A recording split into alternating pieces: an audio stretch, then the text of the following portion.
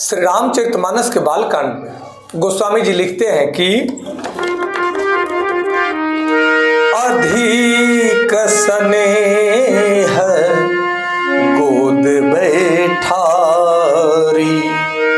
श्याम सरोज नयन भरे बारी जेहि विधि तुम्हि रूप अस दीन्हा जेहि विधि तुम्हि रूप अस दीन्हा तेहि जर बरु बाउर कस कीन्हा तेहि जर बरु बाउर कस कीन्हा।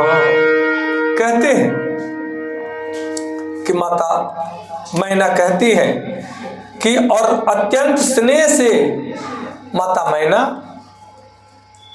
अपने पुत्री पार्वती को बुलाती हैं और अत्यंत स्नेह से अपने गोद में बैठा करके अपने नील कमल के समान नेत्रों में अश्रु भर करके कहती हैं कि जिस विधाता ने तुमको ऐसा सुंदर रूप दिया उस मूर्ख ने तुम्हारे दुल्हे को बावला कैसे बनाया। माता रो रही है,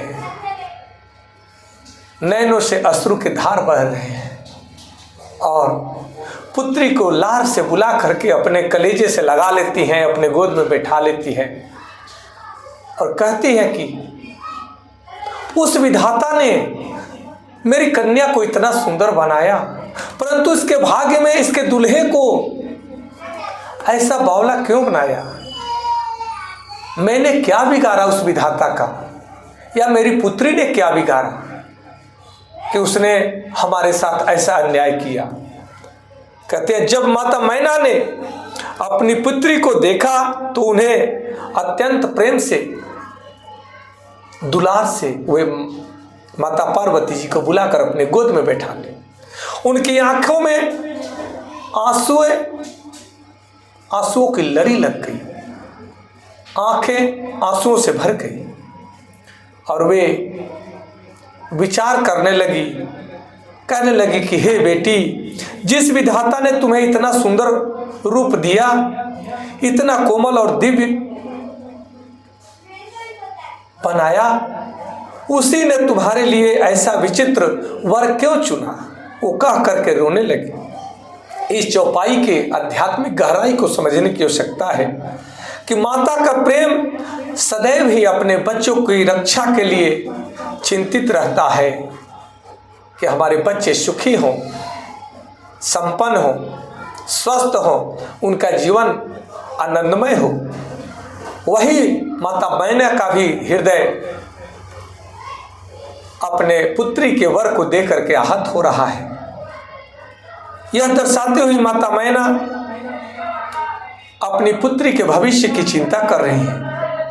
कहते हैं कि माता मैना को भगवान शिव का बाहरी स्वरूप देख करके वे बहुत ही परेशान होती हैं, बहुत चिंता में पड़ती हैं और भस्म, जटाएं, सर्प और साधु का स्वरूप देख करके उन्हें बड़ा लज्जा आ रहा है कि यह कैसा वर है, इसे मैं क्या कहूँ। लोग क्या कहेंगे कि यह तो जटाधारी, यह तो साधु है, यह वैरागी है, यह भस्म रमाने वाला जोगी है, इसके गले में सर्प है, बिच्छुओं के साथ चलने वाली बिच्छुए, भूत प्रेत के संग में रहने वाला यह मेरी पुत्री को कैसे रख पाएगा।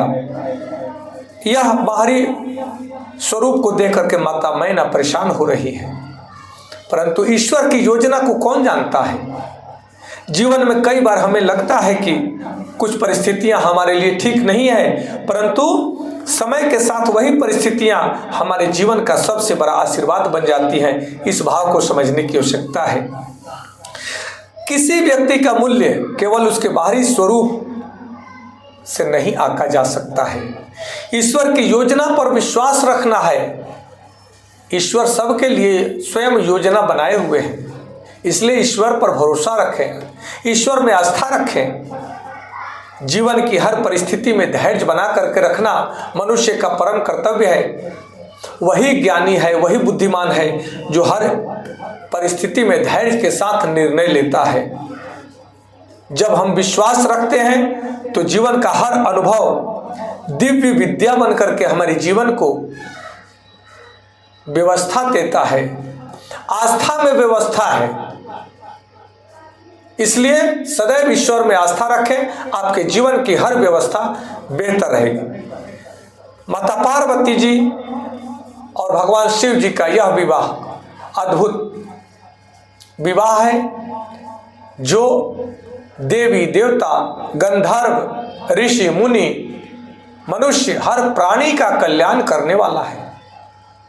माता पार्वती जी का और भगवान शिव का यह विवाह हमारे और आपके जीवन में, सबके घर घर में शुभ मंगल का आगमन करे, यही हम कामना करते हुए आज इतना ही। कल दूसरे चौपाई या छंद या दोहा के साथ मिलेंगे। आप सबको कोटि कोटि नमन। हर हर महादेव। जय माता पार्वती जी।